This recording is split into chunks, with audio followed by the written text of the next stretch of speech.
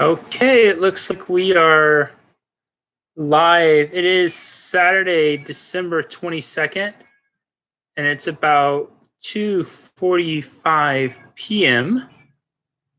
And I just wanted to do a quick little live video today because I missed doing them most of this week, and I want to give you a couple updates about it.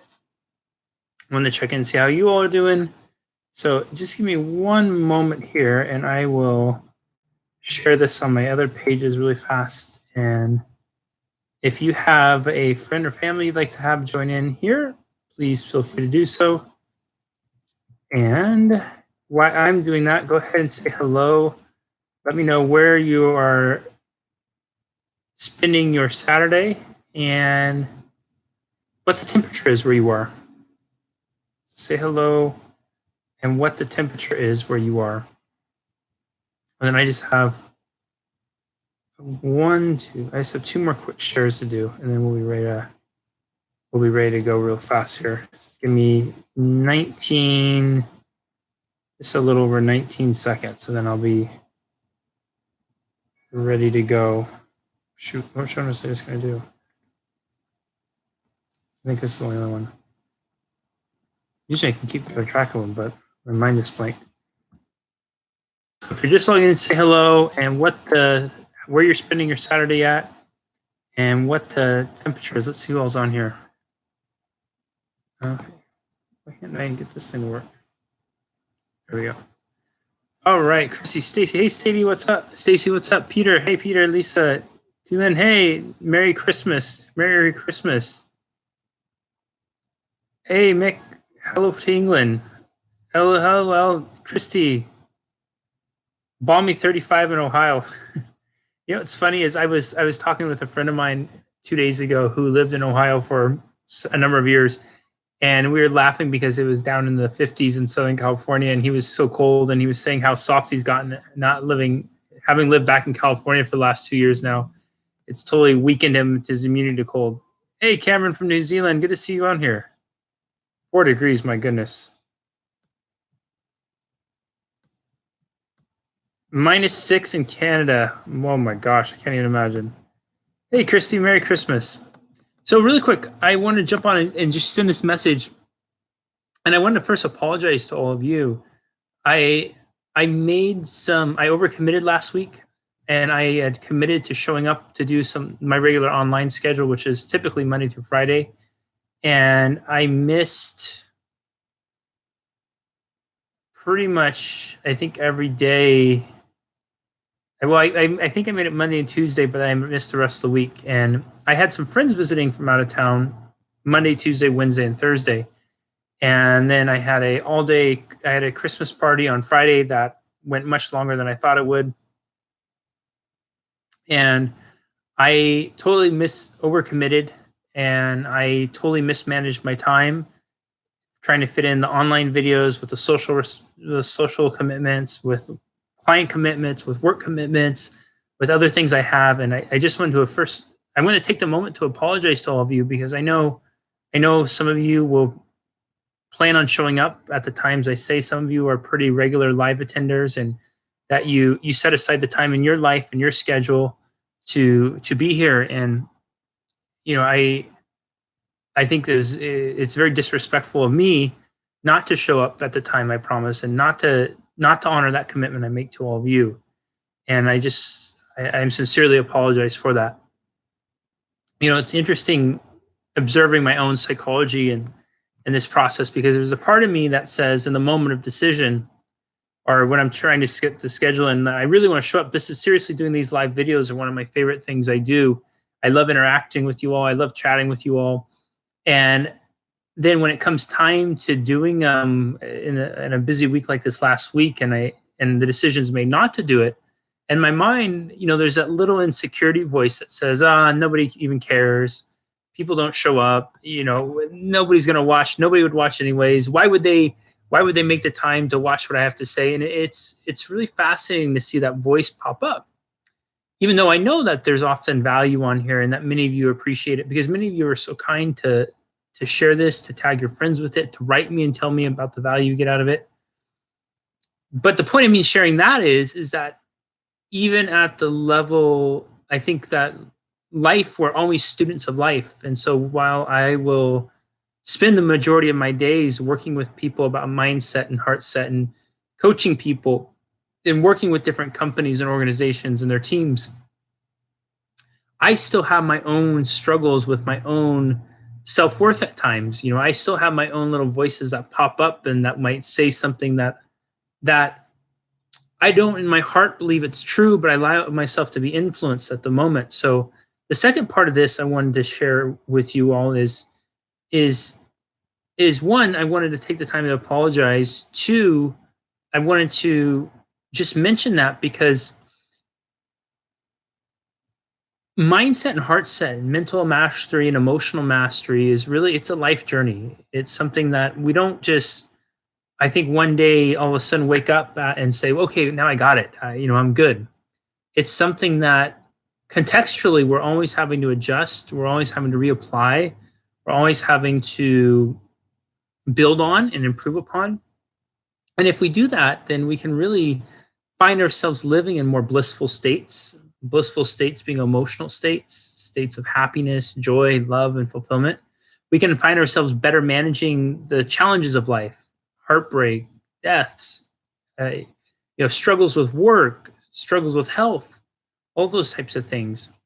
And we can find ourselves coming back to more solid places, solid foundational states like gratitude and love and happiness.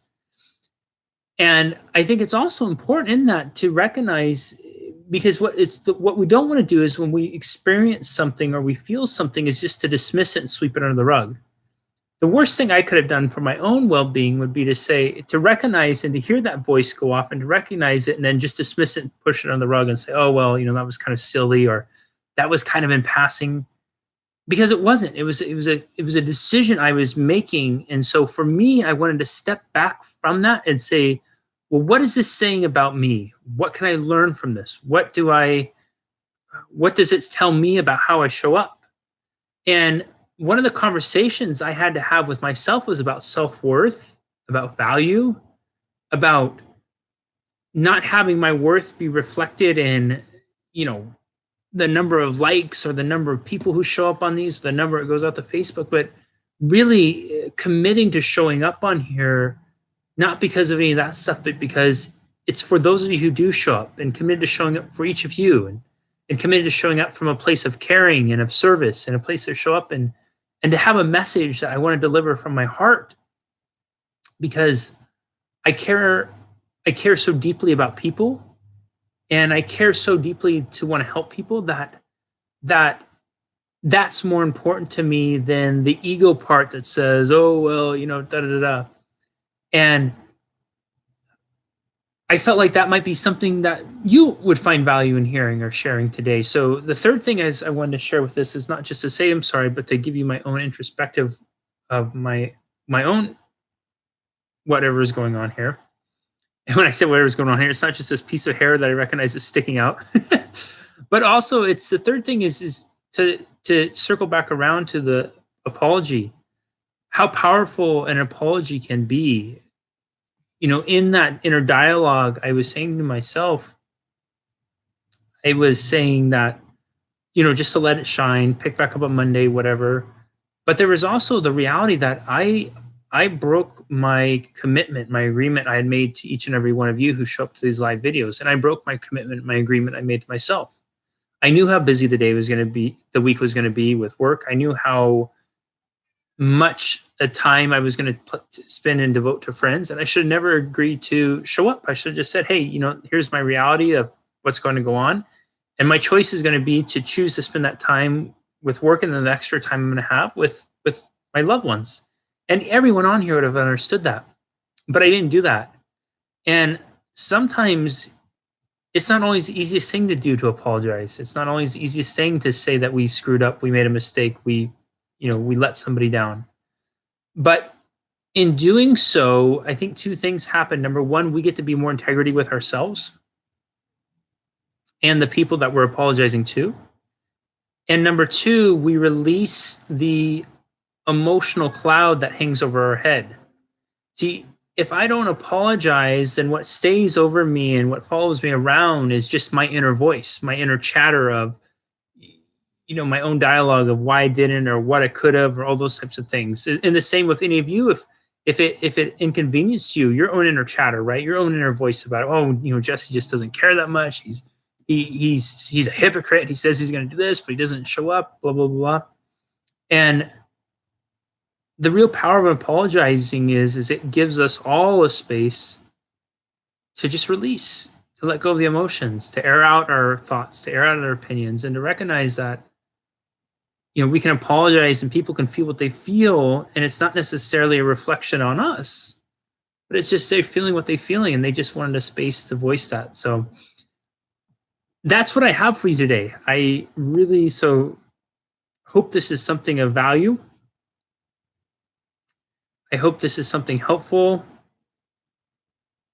Oh, see, look how nice you all are. I like that you're human. No worries. I love you guys too, Sasha.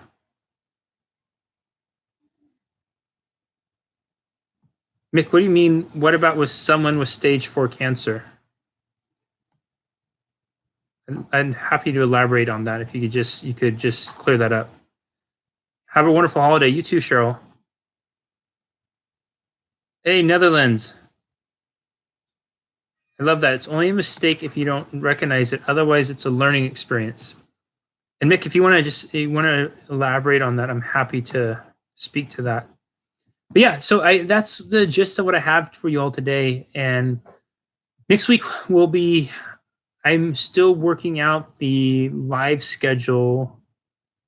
I think Christmas I'm gonna be on here, but I'm not sure what time yet. I would like to hop on and just do kind of a spontaneous one on Christmas Day. On Christmas Eve, it's going to be a little bit earlier, I'm thinking. And then on the 26th, we'll be back to a regular time. And what I'm hoping to do, what I've been trying to do in these last few weeks is to jump around and play with different time slots and just see which ones are the more accessible for folks. And then going into 2019, I'd really like to have a kind of a staple, consistent time that we have collectively set aside for those of you who want to log in. That's going to be, say, Monday, Tuesday, Wednesday at 4 p.m. and Thursday at this time and Friday at this time or whatnot. So I'm still playing around with it and trying to see. And, those of you who are regular watchers, maybe you can give some feedback on what time you usually watch, what times are most likely to tune in. Mick, someone coming through cancer, and what do you mean specifically by that, Mick, in reference to what? Because I would love to address that. Someone coming through cancer, as it relates to which part of what I said?